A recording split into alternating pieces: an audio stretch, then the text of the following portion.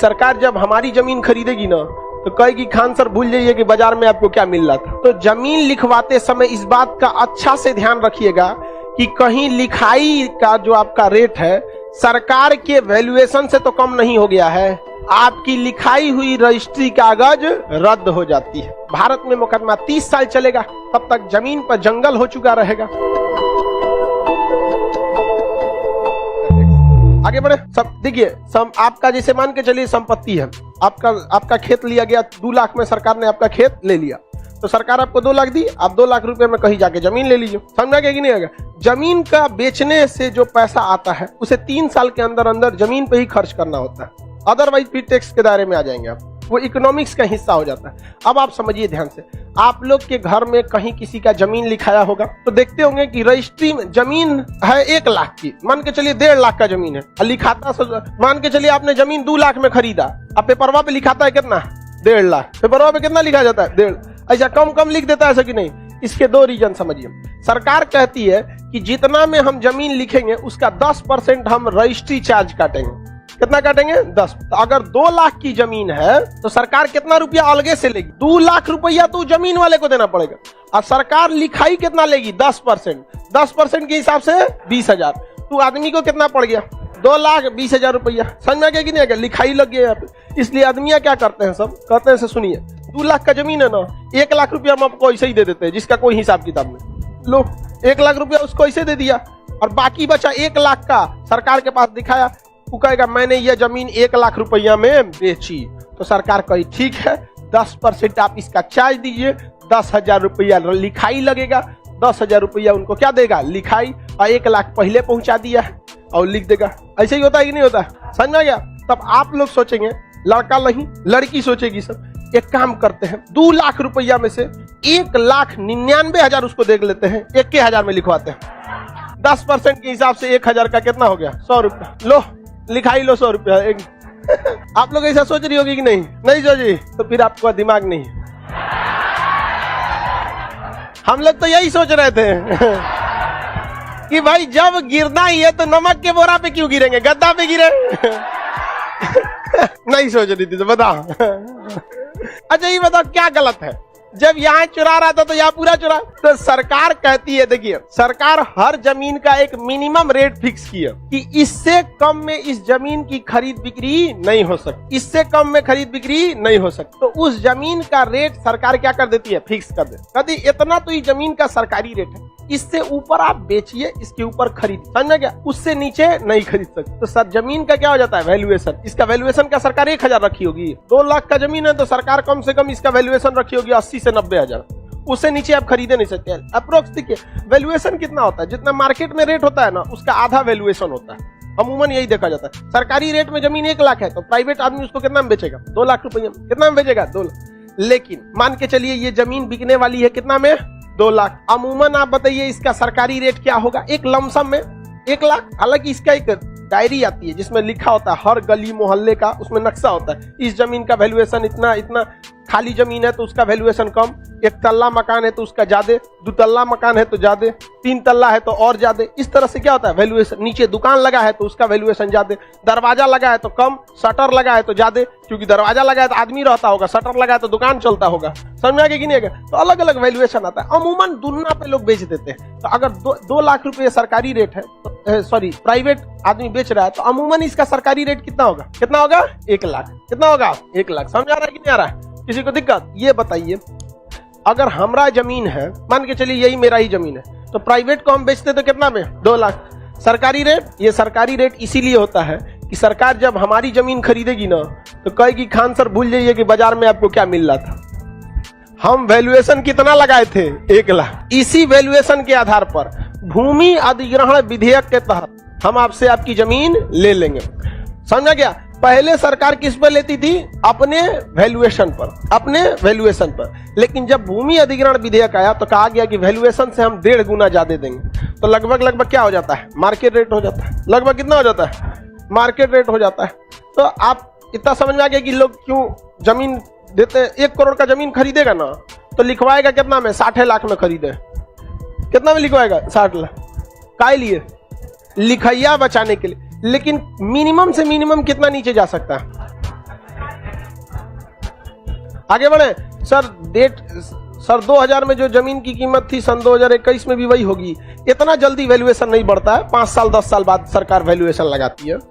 हालांकि बढ़ना तो हर साल चाहिए, लेकिन सरकार 10 साल पे क्या लगाती है, वैल्यूएशन लगाती है कि हाँ अब बढ़ना चाहिए।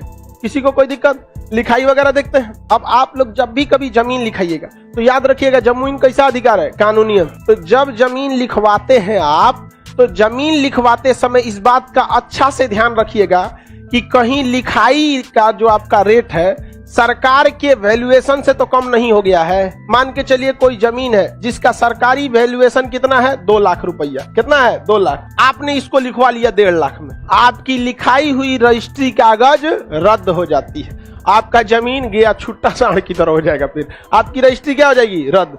इसलिए हमेशा याद रखिएगा वैल्यूएशन से 10-20 हजार एक्स्ट्रा देके रखिएगा। क्या पता कहीं ससुरा कोनो और चीज में ना आपके 10 हजार बढ़ा दे। अब कई आदमी कहता है कि नहीं वैल्यूएशन 1,10,000 तो 1,10,000 में लिखाएंगे। अब यही एक हमारे यहाँ एक आदमी की गलती हो गया था, रजिस्ट्री वो जमीन लिखाए थे, अब वैल्यूएशन था उसका 1.5 लाख। वैल्यूएशन कितना था? 1.5 लाख। जबकि उस जमीन में 6 फीट की बाउंड्री उठी थी। कितनी बाउंड्री उठी थी? 6। आया उस कहा गया हम कानून पढ़े हैं, वैल्यूएशन 1.5 लाख है तो हम 1.5 लाख में लिखवाएंगे। अब वो जैसे रजिस्ट्री लिखते हैं ना तो वो जांच करने आता है जमीन पर। जांच करने वाला आया, कहा कि 6 फीट की बाउंड्री उठी है, इसका 10,000 वैल्यूएशन में ज्यादा होगा, 1,60,000 हो गया, 1.5 लाख में लिखवाया, रजिस्ट्री खत्म। आप दौड़ते रहिए कोर्ट में, समझ में? तो इस चीज के लिए हमेशा याद रखिएगा कि जो सरकारी वैल्यूएशन है जमीन की उससे कम नहीं होना चाहिए। हाँ, जमीन फिर से आप ही का होगा, फिर से रजिस्ट्री कराना पड़ेगा, फिर से पैसा देना, वो पैसा कैंसिल हो जाएगा।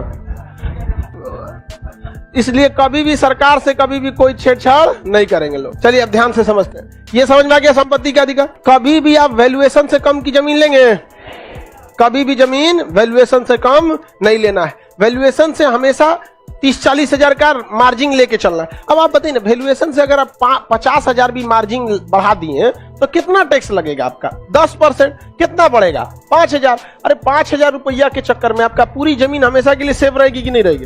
तो आप वैल्यूएशन देख लीजिए, सबसे कम वैल्यूएशन खेत की जमीन की होती है, सबसे ज्यादा जमीन वैल्यूएशन कॉमर्शियल जमीन की होती है जो हाईवे के किनारे होता है। देखिए इनका कहना है कि किसी जमीन का रेट 1 लाख रुपया है, सरकारी कितना रुपया है? 1 लाख। तो इनका कहना है कि हम 5 लाख में अगर खरीद लेते हैं तो 2 चीजें ध्यान से। इनका कहना है कि सरकार देखेगी 5 लाख में बेचा रहा है तो सरकार भी अपना वैल्यूएशन बढ़ाएगी कि नहीं बढ़ाएगी? नहीं।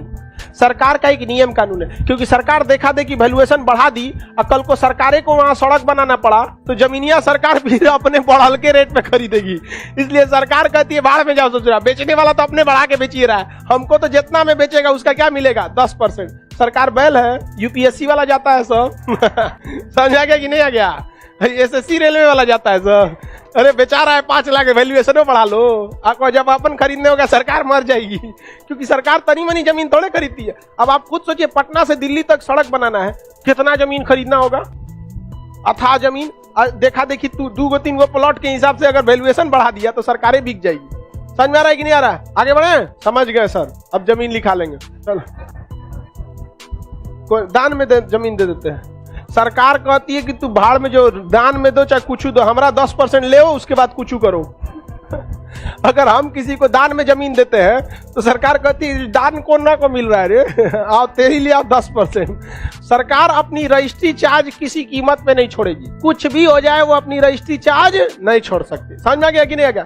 जब रजिस्ट्री हो जाता है तो आपका क्या हो जाता है? कानूनी अधिकार। अब कोई दूसरा व्यक्ति उस पर कब्जा नहीं कर सकता है, और रजिस्ट्री से पहले उस पर क्या किया जा सकता है? कब्जा किया जा। अब क्या करता है सब बिहार में, पटना में, जैसे किसी रजिस्ट्री करना है किसी जमीन तो सारा बात तो हो जाएगा, हाँ आपको बेच देंगे हम, 50 लाख की जमीन है 20 लाख में लिख देंगे। लोग कहेगा ये एकदम सस्ता मिल रहा है। वो चट्टा क्या करेगा ना, 50 लाख की जमीन मान के चलिए, 50 लाख की जमीन वो 40 लाख में कहेगा तो अमूमन लोगों को लगेगा भाई 10 लाख सस्ता है, ज्यादा सस्ता कर देगा तो अपने से डाउट हो जाएगा, कहेगा ठीक है। अब वो सेटिंग करके रखा है, बातचीत करते में जमीन में 1 महीना लग जाता है, तो सेटिंग करके रख ले रहता है कि आपको मैं काम करेंगे 15 अक्टूबर को आपको हम मान के चलिए कह दिया कि 25 अक्टूबर को आपके नाम पर हम क्या कर देंगे? रजिस्ट्री कर देंगे। और लगले कोनो दूसरो आदमी से बात कैले है कि 26 अक्टूबर को आपके नाम पे रजिस्ट्री कर देंगे। उससे सुना एक ही आदमी दो को रजिस्ट्री करके भाग जाता है, क्योंकि पेपर को अपडेट होने में, ऑनलाइन होने में क्या होता है? टाइम लगता है। दूसरी बात, जब जो व्यक्ति इस तारीख को खरीद रहा है, जो इसको खरीद रहा है, ये दोनों पिछले 1 महीना से पेपर जांच करा रहे होंगे। अब पिछले 1 महीना से जब जांच करा रहे हो तो जमीन हुआ तो फ्रेश होगा, नहीं होगा। आज सब आदमी मूड बना लेता है तो पंडित जी से दिन दिखवाता है कौन दिन ठीक रहेगा। तो आप इस दिन लिखवाइए चाहे इस दिन लिखवाइए, दोनों में शनिचरा लग चुका है। पंडित जी अब कुछ नहीं करेंगे, अब जज साहब करेंगे। अब उस पर केस होता है, दीवानी का मुकदमा चलता है। भारत में मुकदमा 30 साल चलेगा, तब तक जमीन पर जंगल हो चुका रहेगा, कोई नहीं होता है। बहुत लफड़ा होता है जमीन में। आर्टिकल समझ में आ गया किसका? जिसका पहले रजिस्ट्री होगा उसका होगा, जिसका बाद में हो जाएगा उसका नहीं होगा, इसका रजिस्ट्री रद्द होगा। और जो बाद में किया रहेगा उस पर सरकार 420 का मुकदमा लगाएगी और 30 साल बाद फैसला सुनाएगी कि आप ये जो दोबारा रजिस्ट्री में जितना पैसा लिए थे वो वापस कीजिए और आपके ऊपर जुर्माना लगता है। आप हमारा कोर्ट का समय बर्बाद किए हैं तो आप 2 लाख रुपया कोर्ट को दीजिए कि जज आपके जैसे चोटों के चक्कर में बैठ के अपना माथा नोचवाया था। अच्छे काम के लिए जज का काम होना चाहिए। समझ आ गया कि नहीं? कितना साल बाद? 30 साल बाद।